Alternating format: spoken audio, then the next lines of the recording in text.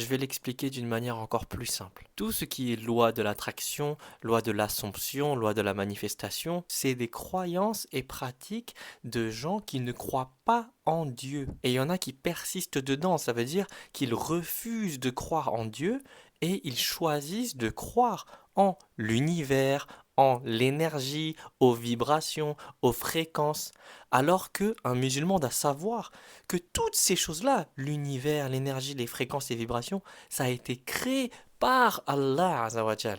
Et il est là le piège, c'est très subtil. Les non-croyants, lorsqu'ils vont faire ces manifestations et qu'ils vont recevoir des bénédictions, ils vont s'adorer soi-même. Ils vont se dire, ah, c'est parce que j'ai pensé souvent à quelque chose que je l'ai reçu.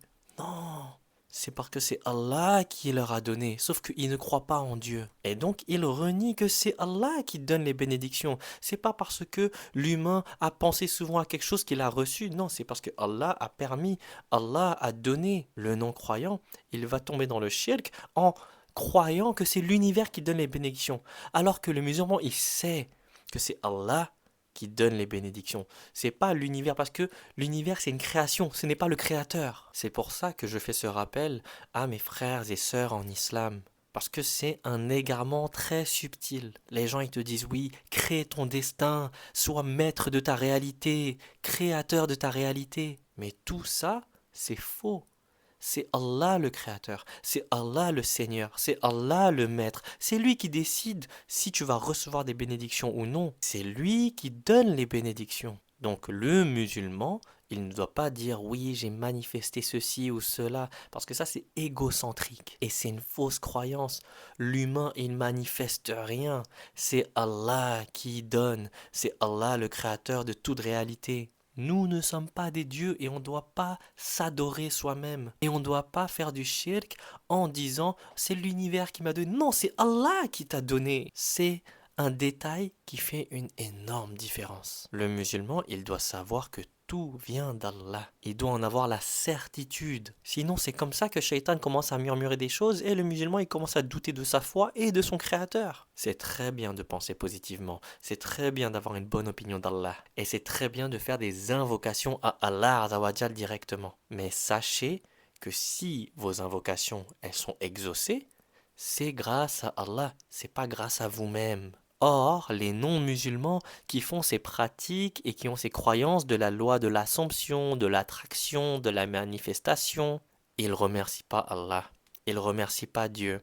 Ils pensent que ça vient soit de eux-mêmes ou soit que l'univers est avec eux. Tu penses positivement, tu as une bonne opinion d'Allah, tu demandes souvent des choses à Allah et ta vie s'améliore. C'est grâce à Allah. C'est pas par toi-même.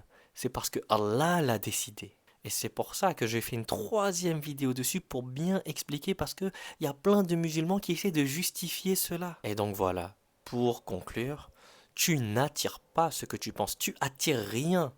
C'est Allah qui décide de te donner ou de ne pas te donner. Tu reçois ce que Allah décrète. Et tu as le droit de faire tes droits, tu as le droit de demander plein de choses à Allah, il n'y a pas de souci. Tu as le droit de penser positivement, il faut même penser positivement. Un musulman doit être optimiste. Mais un musulman doit remercier Allah pour tout ce qu'il reçoit. On n'est pas des créateurs de notre vie. C'est Allah le créateur. Et ces lois de la manifestation et tout cela, ça fait faire croire aux gens que eux-mêmes sont des dieux au final. Ça flatte leur ego parce qu'ils vont se dire oh j'ai reçu ça parce que j'ai pensé souvent à ça, c'est grâce à moi. Non, c'est grâce à Allah. Et s'ils pensent pas que c'est grâce à eux-mêmes, ils vont dire ah c'est grâce à l'univers. Non, c'est grâce à Allah. L'univers n'existerait pas sans Allah. L'univers est dépendant d'Allah. Il n'y a que Allah qui est indépendant. Seul Allah est le créateur. Il est le maître des mondes, le seigneur de l'univers. Aujourd'hui, le grand égarement, c'est plus l'humain qui adore des idoles et des statues. Non, le grand égarement, c'est l'humain qui s'adore soi-même, son propre ego. Il pense que sa réalité, elle se façonne grâce à lui-même, grâce à ses propres pensées. Ou il adore l'univers, il adore une création d'Allah au lieu d'adorer le créateur. Allah est le décideur de toutes choses. C'est lui qui décide si notre droit va être exaucé ou non. Aujourd'hui, la jeunesse, c'est plus devant des statues qu'elle s'agenouille. C'est devant ses propres désirs et ses propres illusions.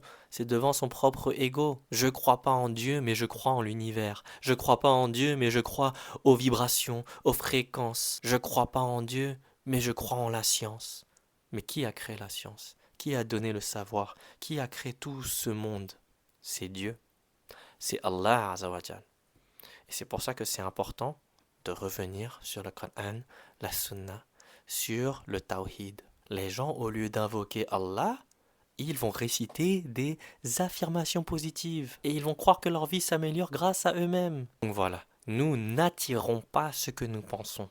Nous recevons ce qu'Allah a décidé qu'on recevra. On reçoit que ce que Allah veut pour nous par sa sagesse infinie, par son savoir absolu et par sa justice parfaite. Et encore une fois, si les non-croyants veulent croire en ces choses-là, on ne les juge pas, on ne les critique pas, mais nous, en tant que musulmans, on doit se rappeler le tawhid, le Coran, la sunna.